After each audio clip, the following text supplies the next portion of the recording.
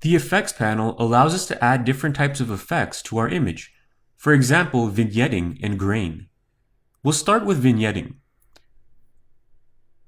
Artistic vignetting can be used to darken or lighten the edges of an image using a black or white gradient effect. There are 3 styles you can choose from when it comes to vignetting. This includes high priority, color priority, and paint overlay. Highlight priority can be used to preserve the highlights when adding a black vignette effect. For example, let's move the amount slider here to the left.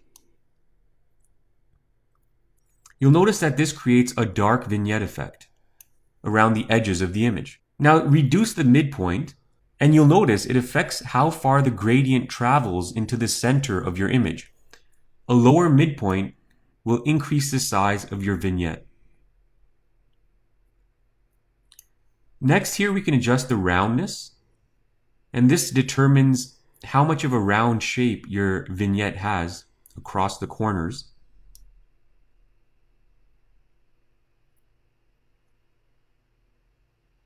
Too much roundness gives it a bit of an artificial look, whereas too little can reduce the effect of your vignette.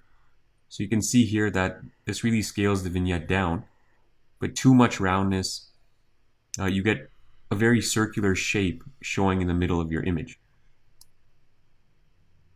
Feathering will determine how smoothly your vignette transitions from the edges to the center of the image, so a higher value will produce a much smoother transition. Here's an example. You can see that with 0 feathering, it's very sharp edges, whereas if you go to 100, it's a very gradual, smooth transition. So it really depends on what kind of look you're going for. And the last option here is highlights, and this can be used to preserve your highlights when you use highlight priority mode. So for this example, I'll set the highlight preservation to 100. You can see that the highlight colors remain much more intense under highlight priority. So watch what happens to the light sky areas here when I switch from highlight priority to paint overlay.